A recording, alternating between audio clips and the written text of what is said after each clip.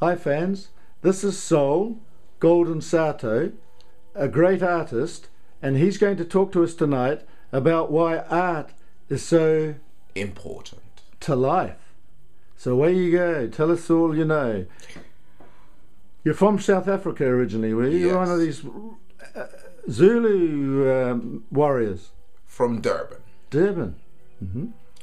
And art is important just as poetry, just as literature, just as ceramics, just as everything that connects the human being to being a human being. Mm-hmm. Because what it does is that it shows us. It doesn't answer all questions. That's the wrong thing to think about art. Art does not answer questions. But sometimes it might pose a question which makes us stop for a minute to think for a little bit in life. Why are we doing these silly things? So, something that makes you think is beautiful. It doesn't matter what format it takes. It could be a film, it could be a poem, it could be a painting, it could be anything. It could be somebody making a plate, a ceramic plate. Yeah? But if it makes you stop for one moment in life and think, why is this object or this idea important? Why is this book important or that book important? That's why we do art. Because you cannot get the answers from having a gun. You can't get the answers from, having a tank or whatever it is. Art is as art. So, to that end, me and my friend Bruce, who suffers from schizophrenia, we wanted to show the world that anybody can do anything. And that's what art can do. Art can change lives. And when in trouble, don't go and get a drink. Don't go and, get a cigarette or a joint or something. Go and get yourself some art, because that will save your life. Can you expand on that? Because that's the most important thing I've ever heard said by anybody. Because the way it is that this is free. Art is free. You can sit down here, as you can see. Yeah? Mm-hmm. I am just creating a little painting. Mm-hmm. A simple little painting. Mm-hmm. But if I'm unhappy, this can cheer me up for the whole day. I could do this for the whole day. And that's what art does. It's in your head, It's thinking. That's the idea. That's why art is important to life. Because if you change your thinking... So instead of having, you're being. You don't need to go and buy anything, If you just change your thinking. Simple. You don't have to go and buy a bar of chocolate, and some people are suffering in Ivory Coast and they're having a civil war and everything, and they produce all the cocoa and everything. You don't need that. You just need art. Just sit down, do a little bit of, knitting. I'm into knitting now. But that's why art is important to life. Uh-huh. Because you do not need to hurt anybody to make it. That's I love the it. end. I love it. So you're going to tell us a bit about the book? You're going to show us a few pages? Yes. I will show you my favorite page. This is okay. And tell us where they can buy it. Okay. This is a book that I produced with my friend Bruce, who I have explained before, who suffers from schizophrenia. but we have sold over 1,200 of these books. Well done. And that's us. Yeah, got it. And Bruce grew up in Durban. Mm-hmm. I grew up in Durban as well. Mm-hmm. But we met in London Mm-hmm. 5 years ago, and we embarked on the project. And it's a completely different sort of art. Fly on the Wall. Yeah. It's a completely different sort of art. Some of it is based on people like Francis Bacon.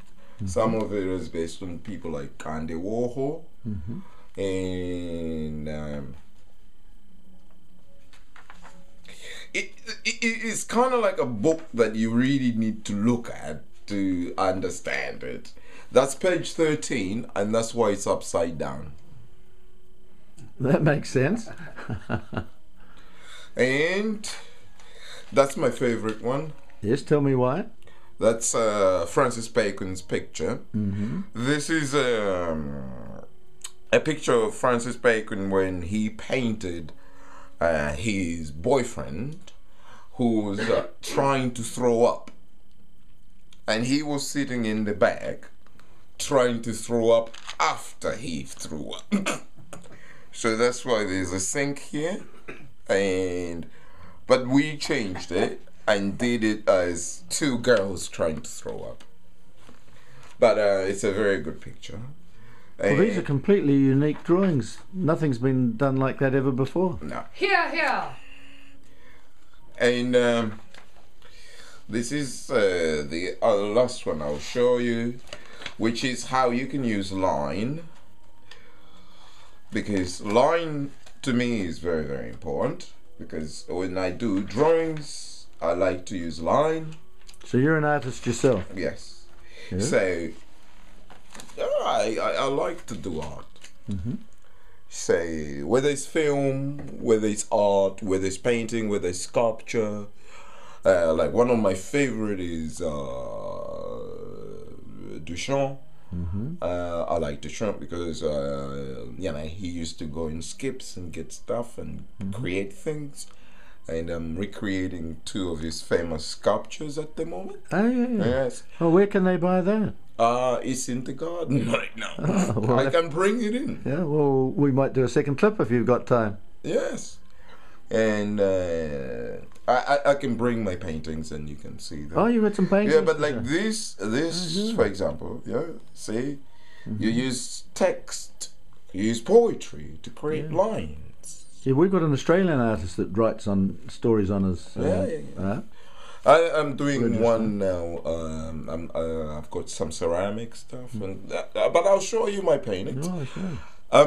But if you want to stop it now, No, we've got another 5 minutes. Okay.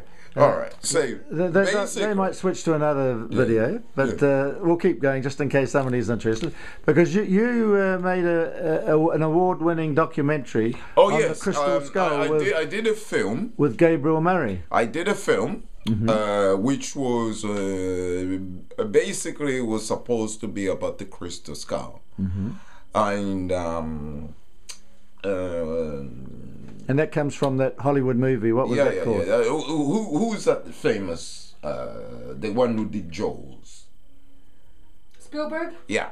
Spielberg was also doing an Indiana Jones film at the same time. Ah. So they wanted a picture of the Crystal Skull. So we decided that... A movie of the Crystal Skull. Yeah, we decided that we should change the focus of the film from the Crystal Skull to the man who discovered this Crystal Skull, or the one who... The explorer that went to South Africa. So it's South about America. Mitchell Hedges. Yeah. And you can find it on YouTube under Mitchell Hedges 2012. But the idea was that we were going to tell the story from a different point of view, instead from an explorer's point of view, but from the man's point of view, what he was about. and his daughter, his adopted daughter. So his relationships and his life. Yes, and how he related to the Indian tribes, how he related to the Mayans and everything, and how the mathematics of the calendar of the 2012, and how people over the years have tried to discover what this actually means. This calendar, this Mayan calendar, prophecy calendar, and it's coming true next year. Yeah. So we had to decide on whether it's the 23rd or the 22nd of December of 2012, and we had to do a lot of research on Madam. You spent a year, you're telling me before, on this movie. Now you won awards. Tell us about the awards this documentary made. I won an award. We won an award for technical achievement for animation, because we had to develop the whole wheel, the Mayan calendar. You did that? Yes. We won that for an award for an international film festival in Ireland. In Watford? Watford, yes. Waterford. Waterford, sorry. And then we won the Mexican. That's where they make crystal jewellery. They're crystal cups. No, they actually gave us a crystal plate. That was the Waterford crystal. Yeah. But then we also won, which was kind of important to me. In Mexico. How did you get to Mexico? We just sent them the film. And it was in Guadalajara, and that's where they were holding the festival. Yes. And so can they buy a copy by sending you 20 quid? Of course they can. Yeah, how much do you need? 20 or 25? 5 quid is fine. 5 quid, and you'll just send them a CD of this amazing. I've seen it. DVD. It's an amazing documentary. But I was in a well, the film needs to be out there because it's a good film. Yeah. It's a good story. I mean, it's amateurish in a way, but at the same time, it tells this real story, and it's beautifully done. Yeah. It took quite a lot of work. Well, it took you a year, and you're working full time. Yeah. Every day. So it's your baby. Yeah. So we've got to get it onto iTunes so they can download it. Yes, we'll do that. Well, I've been helping Lord Merriweth today, getting his poetry on ebooks. But that's what we do in this business. Yeah. As much as we say art is important to life, just to wrap up, right? Yeah. As much as we say that art is important to life, an artist gotta eat. That's right. Yeah. So what we do is that we connect to the public, We show people that this is what we do and this is how it takes to do whatever we do. But we do this not just for our own. We don't do art for art's sake. Yeah. If I did art for art's sake, then I'll be doing paintings that nobody would even be able to hang on their walls. So everyone can find this video on YouTube. I need tags of all the top people you've met. Give me all the names of all the wonderful people you've met so I can add their names. And when they're searching for these people, this video comes up and they meet you.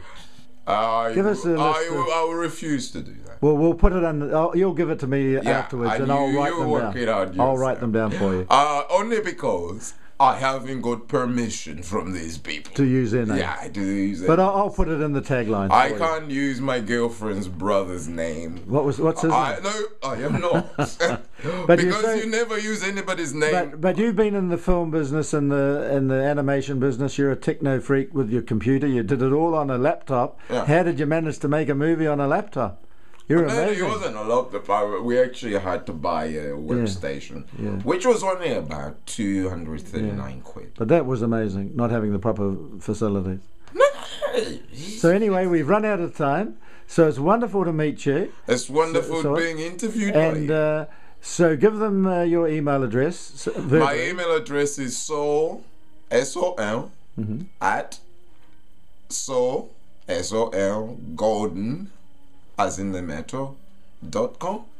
And and then you can tell them where to post the check. Yeah. And you'll send them a copy. Yes. Because this is amazing art, and they should all see it, especially if they've seen the Hollywood movie. Thank you very much. Bye.